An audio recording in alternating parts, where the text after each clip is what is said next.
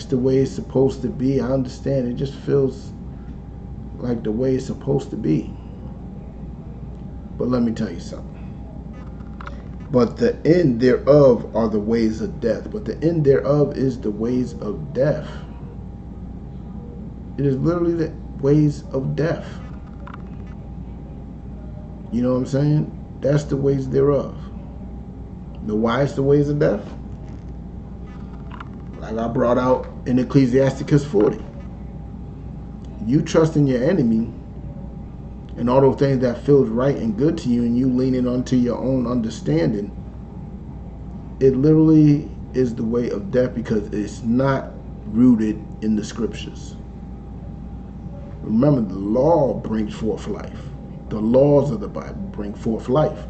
So if you are following your own way and what feels good to you, what feels right, you know what I'm saying, then your ways is going to lead unto death. I know voting feels right, but guess what? Voting just keeps on digging us into a bigger and bigger ditch. Marching and protesting feels right, but it keeps on digging us into a bigger and bigger ditch. You know what I'm saying? But let's get into it. Let's drop that.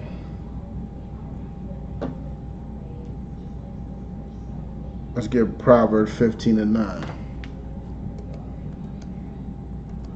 And there's ways that just seems right. But let me tell you. Those brothers that are out on the street corner hustling, it feels right to them because they feel like they provided for their family. Those sisters that feel like they on a stripper pole and they got their OnlyFans pages, they feel like what they're doing is right because they provided for their family. But let me tell you something. All that leads to death. Yes, even being a stripper leads to death. Physically too. Because there's a lot of weirdos and perverts out there that is very willing to kill a brother or sister. Or a sister.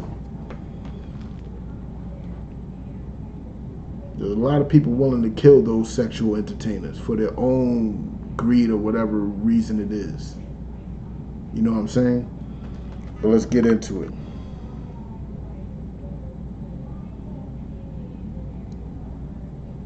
I said Proverbs 15 and 9, right? The way of the wicked is an abomination unto the Lord, but he loveth him that followeth after righteousness. Now, we're going to stick on topic. This democracy, this voting system is the way of the wicked. We already declared that the wicked is our enemy. The wicked is ruling this earth. And we have those of us that want to follow when the scripture clearly states the way of the wicked is an abomination. Now, what is the way of the wicked? I'm going to give y'all a chance to answer that. I see y'all out there. Give me one way of the wicked.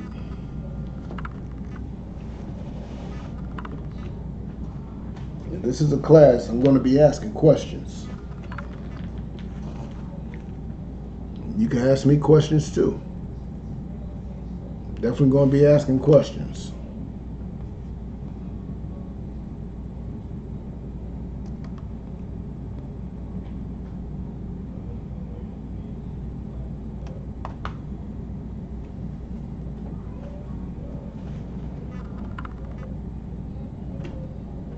Alright, for the sake of time, no answers. Alright, let me tell you. The ways of the wicked is stuff like Christmas. The ways of the wicked is holidays. The ways of the wicked is 4th of July. The ways of the wicked is looting and rioting. The ways of the wicked is arsony and vandalism. Because that's what they've been doing forever. The ways of the wicked is anything, any custom, any practice that our enemy does, that so-called Caucasians do. Abortions is the way of the wicked. Drug use is the way of the wicked. You know what I'm saying? getting drunk till you tumble over and throw up in your face. Your face is in the ground and you throwing up. That's the way of the wicked. Unrighteousness. Yeah, you're absolutely right, Raphael Stinson. Period. Unrighteousness is the way of the wicked. That's how you sum it up. We got our ways, and our ways is in these law, statutes, and commandments, in the scriptures that we know as the Bible. Those are our ways.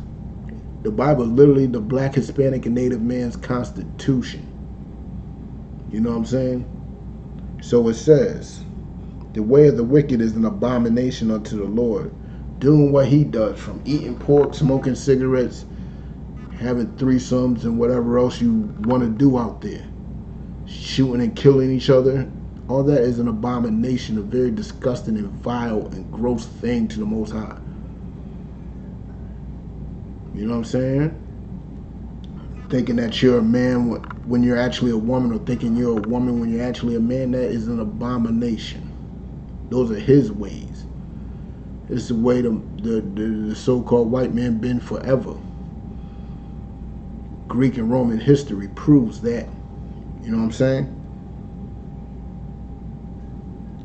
But he loveth him that followeth after righteousness. The Most High loves those people that don't vote. I proved in Leviticus that voting is against the laws of God. And the Most High proved, literally, it says, he loveth him that followeth after righteousness. Righteousness is keeping those laws. You know what I'm saying? Righteousness is literally keeping the law. And if you're not keeping the law, well, you're wicked too. You're absolutely wicked too. You know what I'm saying? But let's drop that. Let's go to Lamentations. Let's understand why our people vote.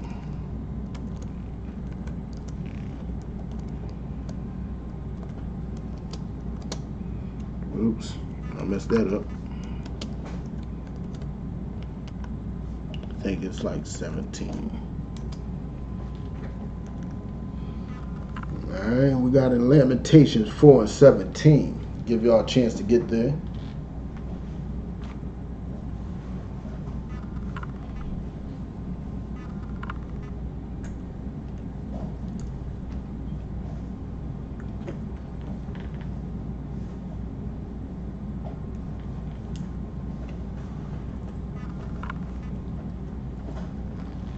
Alright, now if you're there, follow along with me. Read along with me, alright? Lamentations, chapter 4, verse 17. As for us, our eyes as yet failed for our vain help. What does it mean our eyes failed for vain help? Who knows what that means? If you know what that means, type it on in. If you know what it means that our eyes failed for vain help.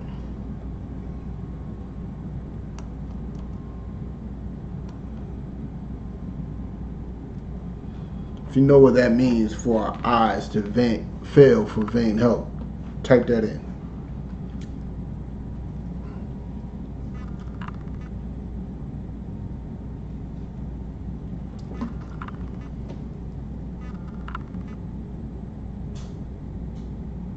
Give y'all a couple more minutes, or a couple more seconds. I know it takes time to type. There's a 30-second difference between us and y'all.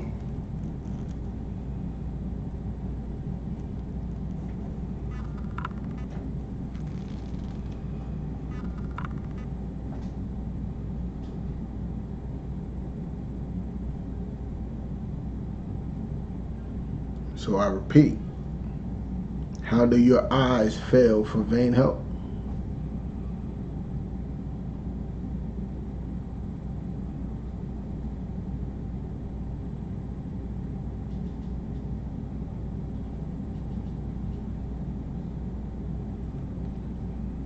Alright, Most High in Christ. That word, there's no shame in that, Raphael. You had no clue? Well, let me break it down. Your eyes are looking for some help. Why is that help vain? Because it's not going to actually help you. It's not going to actually work. That's how that help is vain. You know what I'm saying? Vain help is you out there marching, hoping that our oppressor sees you as equal, hoping that our oppressor sees you as a friend, as a, you know what I'm saying, considering your life. You hope that our oppressor considers your life, but it's not actually ever going to be like that. Never. Our oppressor will never see you as anything more than a nigga. He will never see you anything more than that. And you hoping that he considers your life, you out there begging him that your life matters, and you're voting for him to lead you.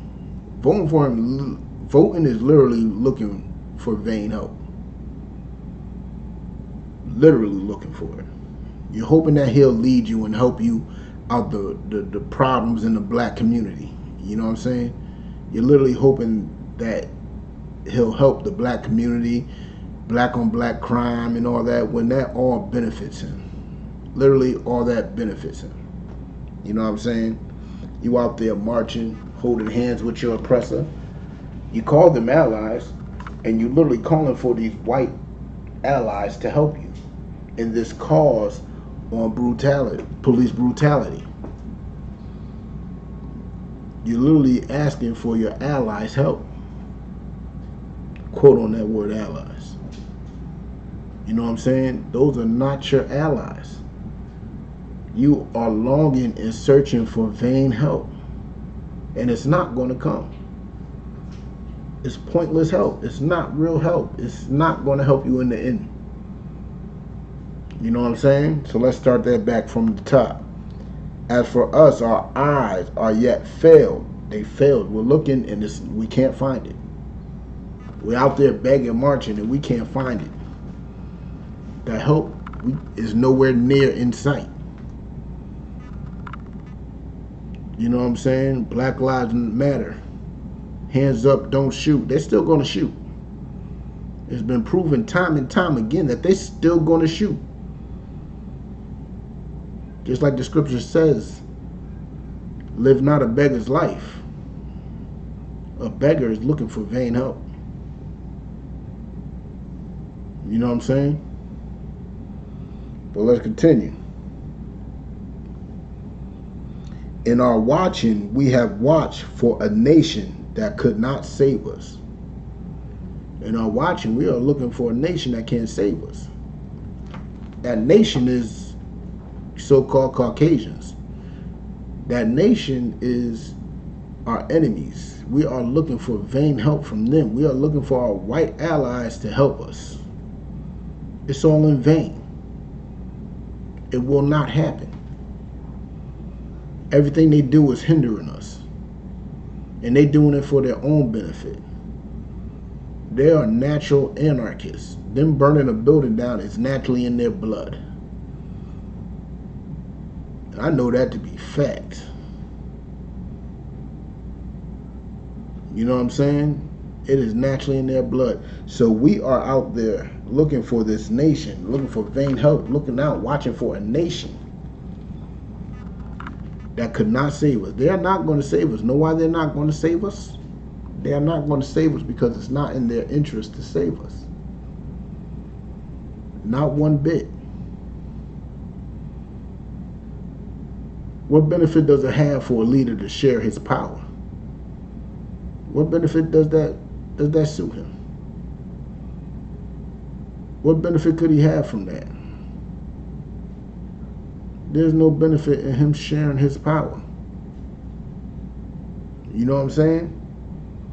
Who wants to be tied with somebody? That's our problem as a people. We always want to be tied. We always want to be equal. And that's what voting does. It's a fight for us to be equal. There's no equality. There's no freedom in equality. We are literally still going to be submissive to those in power. You think he's going to share his power? Nobody shares their power. You know what I'm saying? But let's continue. Oh, matter of fact, let's drop that. No nation that could not save us. They are definitely not going to save us. But let's get to Ephesians.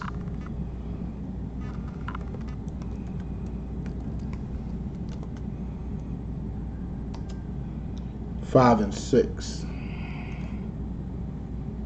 Oops, I tapped that in, my fault.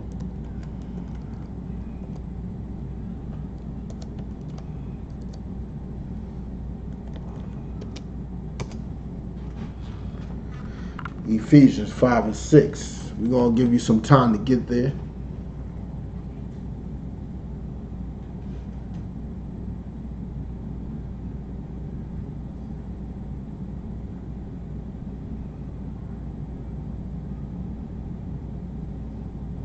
Give you a couple more seconds.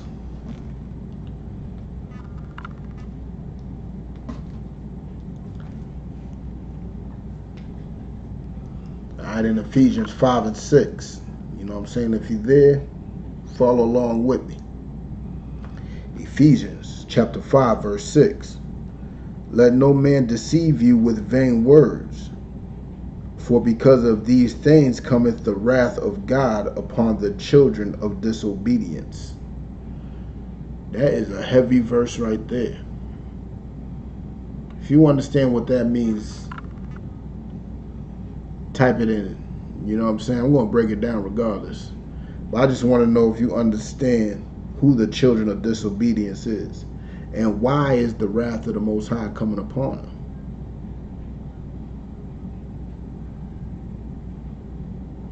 So I'm going to read it again. Let no man deceive you with vain words.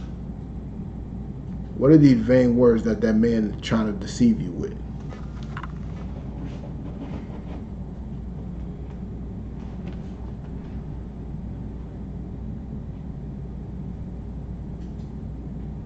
What are those vain words this man's trying to deceive you with? I know I'm asking a lot of questions, fire off. I'm going to go back to the other questions in a sec. But let's get that one. What are those vain words?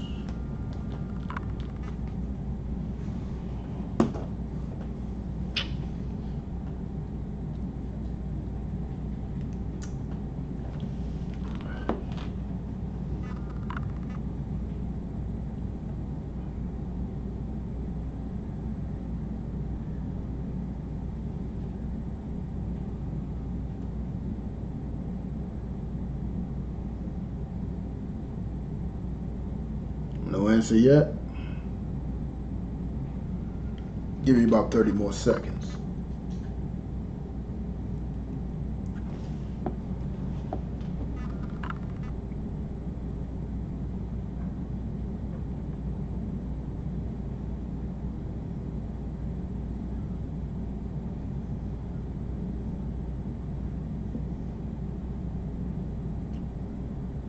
Well, let me tell you. Them vain words are words like your vote matters, your vote counts, or vote or die, or rock the vote, Black Lives Matter, we are equal, equality, you know what I'm saying? You know what I'm saying? Your ancestors fought for this and died for this. Those are vain words. You know why? Because they're not going to get to the bottom line of what's going on, and they're not going to solve the issue. Voting is not going to solve no issue that we have. Marching and protesting is not going to solve no issue that we have. You know what I'm saying? But let's continue. For because of these things cometh the wrath of God upon the children of disobedience. It's because of those vain things, because of those vain words, is why we are still in the situation we are now. It's why brothers are getting hung from trees. It's why brothers are getting shot in their back. It's why brothers and sisters are strung out on drugs. It's why sisters are swinging on stripper poles. It's because of these vain words. Vain words like you only live once and YOLO and, you know what I'm saying, and living your best life, and, you know what I'm saying. Those words are vain words because they are not solving our problem. We have a problem in the Black and Hispanic community. And that problem is our lack of discipline, our lack of integrity and dignity. You know what I'm saying? That is our problem. We are literally disobedient to the Most High's laws. We're not following His laws. So we're going to catch His wrath because we'd rather listen to those sweet, vain words than follow our power. You know what I'm saying? That's what we rather do. But let's get into it.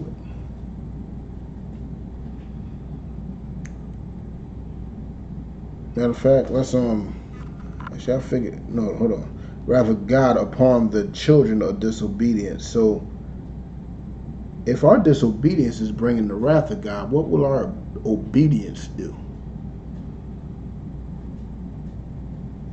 If our disobedience of voting and marching and begging, what would our obedience do? Can you answer that?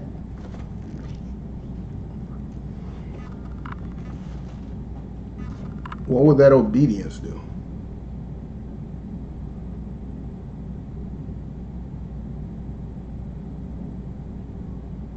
Let me tell you what would that obedience do. That obedience will bring forth the Most High's blessing. That obedience will bring forth the Most High's love and protection. You know what I'm saying? That's what that obedience will bring forth. You know what I'm saying? But let's get into it.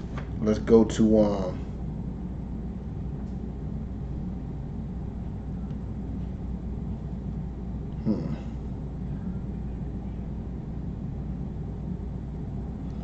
Let's go to the New Testament. I've been out of the Old Testament. I've been in the Old Testament and stuff and all that. But let's go into the New Testament. Let's get a little further understanding of why voting is wrong. Let's show an event where our oppressor gave us the right to vote.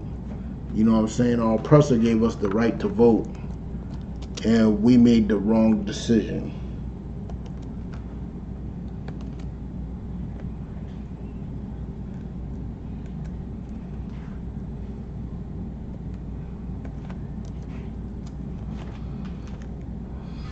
This is Black, Hispanic, and Native people voting right here. This is our so-called, and make it worse, these are our so-called black leaders that caused us to err. They caused us to err. Now they'll cause us to err. You know, they caused us to err then.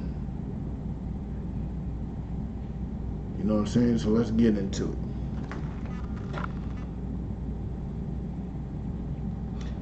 Give y'all a couple seconds to get there. I put it in the chat. If you don't know where I'm going, I put it in the chat. So get to swing over to John 19 and 13. Let's go to an incident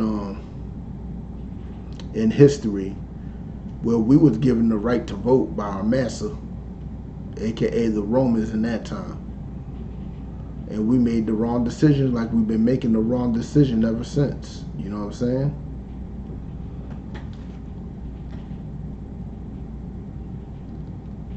All right, if you're there,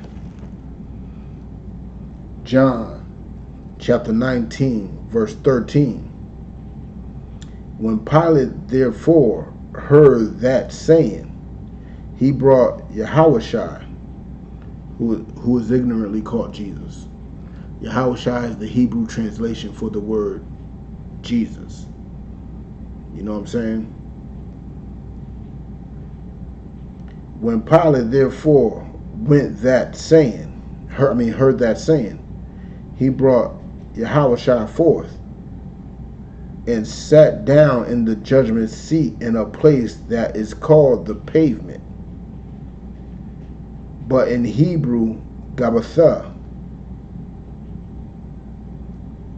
And it was the preparation of the Passover. So you seen when Christ was, you know what I'm saying? You seen when it was the preparation for the Passover.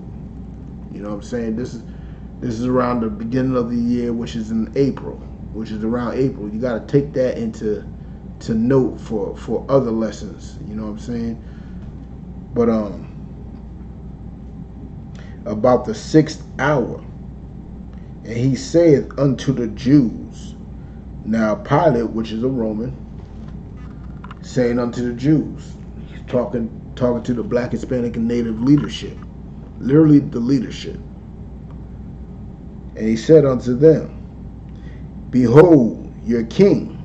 He's saying to them, yo, look at Christ, behold your king. You know what I'm saying? But they cried out. But the Black, Hispanic, and Native Christians, that's what they were. They were modern, ancient Christians.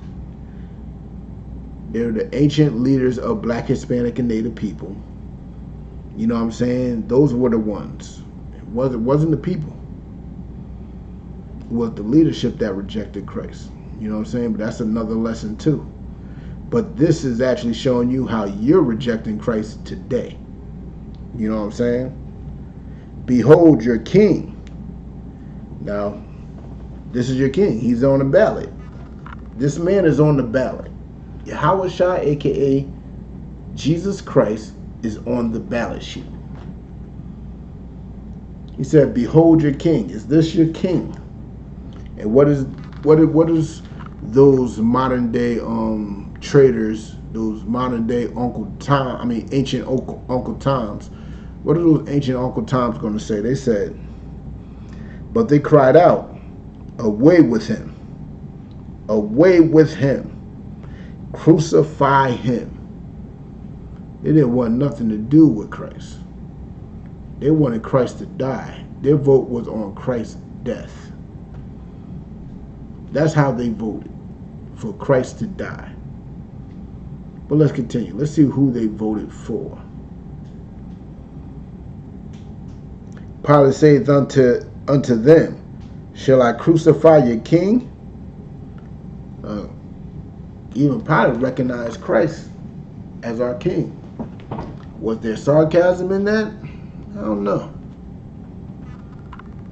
But he recognized Christ as a leader of our people. And he said, shall he crucify Christ? Shall he crucify Yahweh Shai? And what do these coons say? What do these people that vote say? Every time you vote, this is literally what you are saying. Let's get with it. The chief priest answered. That means the head bishop, minister, pastor, whatever you want to call him.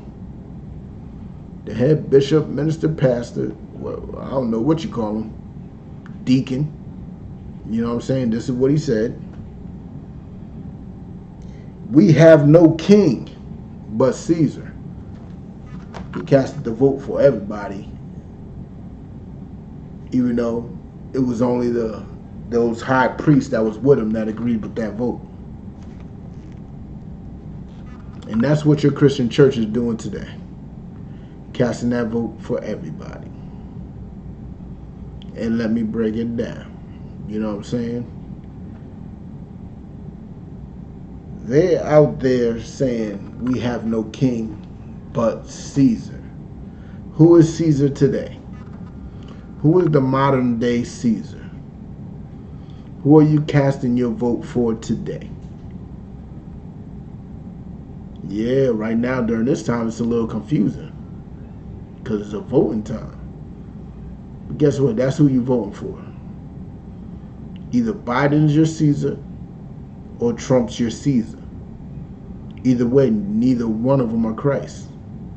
So you are literally choosing Christ to die. You are literally choosing Caesar to rule over your people instead of our King, Yahweh Shai HaMashiach.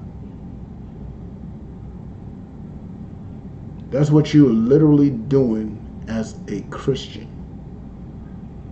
As an Uncle Tom sellout coon, whatever you want to call it, you are literally choosing our enemies to rule over us. Every single bit of it. You know what I'm saying? But let's continue. Verse 16. Then delivered he him, therefore, unto them to be crucified. And they took Yahweh Shai and led him away. So they heard that vote. They heard that vote. We have no king but Caesar. You know what I'm saying? We have no king but Caesar. We have no leadership but Donald Trump. We have no leadership but Joe Biden. We have no leadership but whoever you vote for.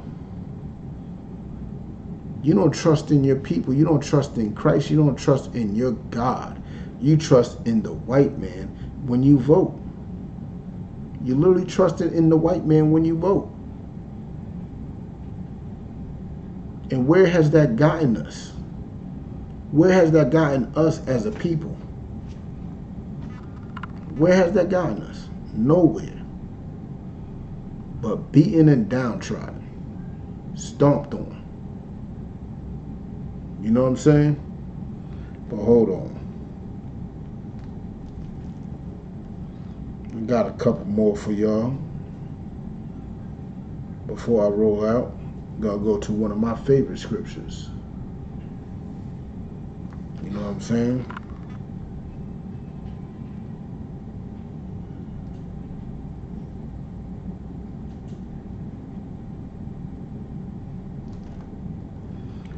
I'm gonna go to one of my favorite Jones. Let's go to Revelations, chapter 18.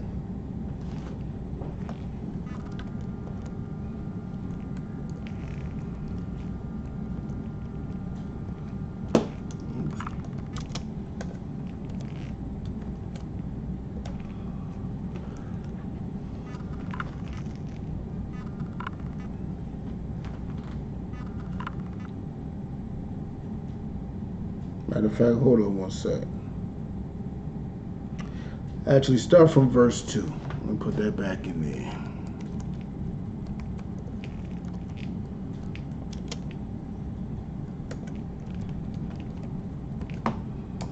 Start from verse 2. Alright? Give y'all a second to get there. Revelations 18 and 2.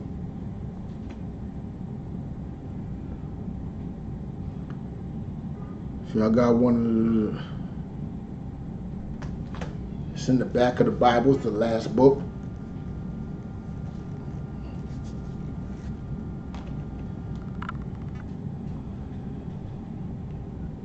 Okay, if you got it, read along with me. If you don't got it, catch up. And he cried, Revelations chapter 18, verse 2. And he cried mightily with a strong voice, saying, Babylon the Great has fallen. Is fallen. Is fallen. What is Babylon the Great? Now, it automatically showed you the difference between Babylon and Babylon the Great. Because one is called the Great and one is just called Babylon. So, what is Babylon the Great? You know what I'm saying? Who is Babylon the Great? And why are they called Babylon the Great?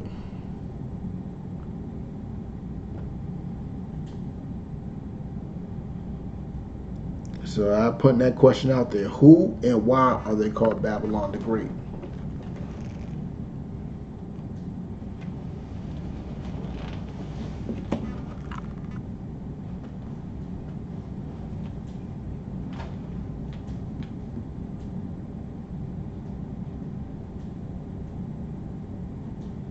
Give y'all a couple of seconds to answer that. If you don't know, just say you don't know. No shame in that. That's what we're here for. We're here to teach. Answer questions. Clear out doubt. You know what I'm saying?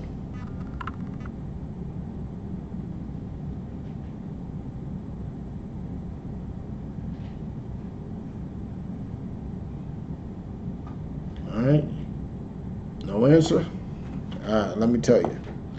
Babylon the Great is America. Why is America called Babylon the Great? Because it is doing what Babylon has done, as in being that melting pot. Because Babylon wanted to be a melting pot. It wanted all the nations on the planet to be under one voice, aka one language, under one hub. You know what I'm saying? One goal in mind, and that's the greatness of Babylon.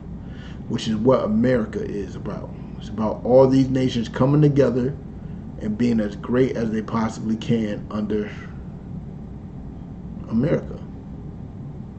You know what I'm saying? That's why it's called America the Great, because America accomplished it. America is a melting pot. America is literally the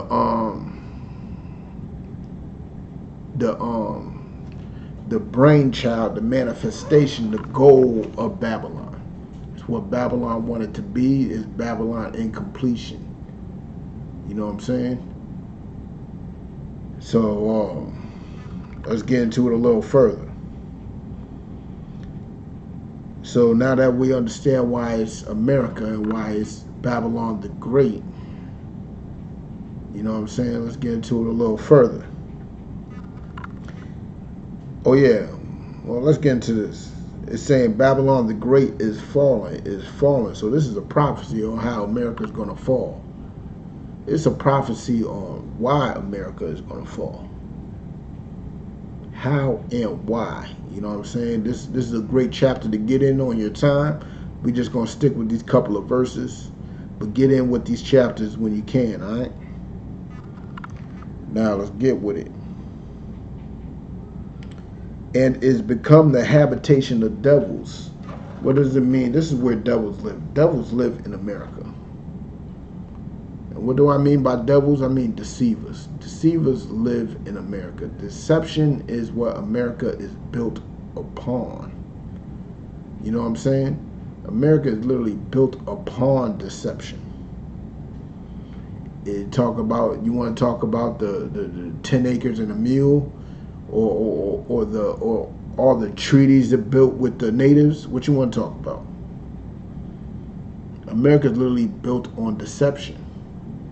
That's why we call the people who run America our enemies, aka the Caucasian, the devil that the Bible speaks of. Our oppressor is the devil that the Bible speaks of. You know what I'm saying? But let's get into it a little further. And the hold of every foul spirit is in America. America wants to appease every sin and every body that it possibly can. America is not about anything but pleasing whatever sin and lust you have in your heart. How do I know this? While black people are screaming Black Lives Matter, you have people screaming out Black trans lives matter. So it wants to fulfill your lust. It wants to appease your lust in every shape, form, and fashion. You know what I'm saying? That's how it became so great. Babylon has become great off of our pain, off of our sin. You know what I'm saying? But let's get with it a little more. Verse 3, for all nations have drunk of the wine of the wrath of her fornication. All nations have drunk of the wrath of her fornication. What do I mean by that? Every nation on this planet has benefited from the sins of America. Every nation has benefited from all the hell that we're going through. Why do you think all nations on the planet got a store or some type of business in the hood, but black and Hispanics don't? Black and Hispanic businesses are online. Storefronts are hard to find for black and Hispanic people. Hard to find a black and Hispanic restaurant that's actually owned by black and Hispanics. Not just cooking black and Hispanic food with black and Hispanics working in it, no. I'm talking about owning it. I'm talking about owning it. There's not many places like that. You know what I'm saying? But let's continue.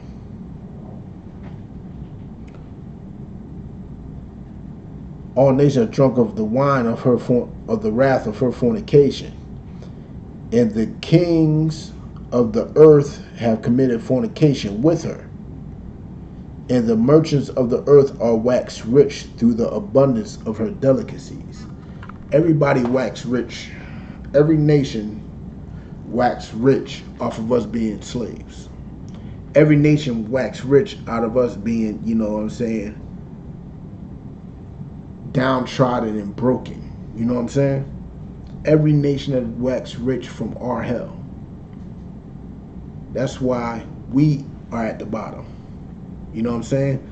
But let's continue. Let's continue. And I heard another voice from heaven saying, now this voice is saying something that we should be listening to. Now what is that voice saying? Let's hear.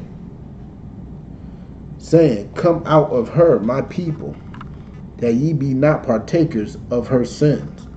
It's telling you to come out of her so you won't be partakers of her sins. It's telling you to come up out of her so you won't be partaking in the hell that is going on with her. You know what I'm saying? But let's continue. And that ye receive not of her plagues. There's only one way you can come out of her. So you won't be partakers of this COVID-19. So you won't be partakers of any nuclear bomb that's going to fly. So you won't be partakers of the hell and what many other plagues and curses that's about to come upon this land. You know what I'm saying? That's to come out of her. How do you come out of her? You got to stop voting. You got to start marching and begging her for your love and interest. You know what I'm saying? Check it out. For her sins, and that ye receive not of her plagues. You know what I'm saying? So you won't receive her plagues. You won't receive her plagues if you out there doing what the Most High told you to do. You know what I'm saying? But let's continue. Follow those law, statutes, and commandments. You good. Matter of fact, let's drop that. Just come up out of her. Let's go to Zephaniah. Zephaniah 2:1. You know what I'm saying? This is a UPK bedrock right here.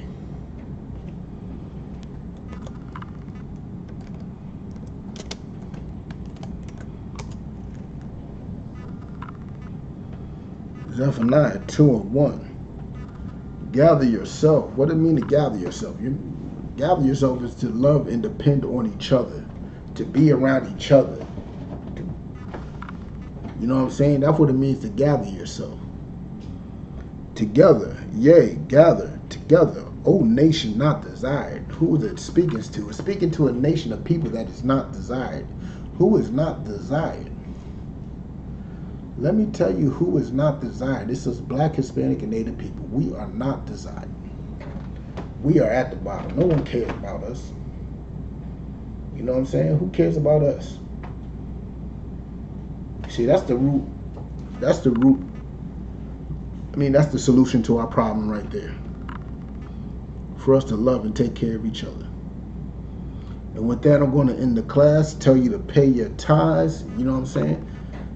I'm going to tell you. Matter of fact, I got time. Matter of fact, we are the ISUPK out of 1 West 125th Street, Harlem, New York, under Commander General Yohana. And rule for new brothers and sisters. When a new brother or sister comes into school, they are off limits for 6 months. They are to be saluted only. They are here to shed themselves of the world. If they need transportation, the teacher will arrange it. After 6 months, if a brother or sister has an interest in a particular person, he or she must get permission from the head to speak to a brother or sister. There is another 6 months in which the brother or sister will get permission from the head to marry. You know what I'm saying? Oh, Salaki, there's another 6 months in which the brother and sister will court each other. After the 6 month period, the brother or sister will get permission from the head to marry. Tithes, which is a commandment. Numbers 18 through 21, Malachi 3, 8 through 10. Ma'ashur, which means a tenth in the Hebrew. 10% of every penny or of any increase the Lord gives you, give to the Treasury Department or the teacher in your zone. Priest funds, which is a free will offering for priests. Not mandatory. Whatsoever amount you would like. Upcoming holy convocation. Announce I'll get back with y'all on that. But if you want to be a trooper, If anybody wants to be a trooper in the school, start wearing all black. Black boots, black shirt, black pants, black headpiece. And with that, shalom.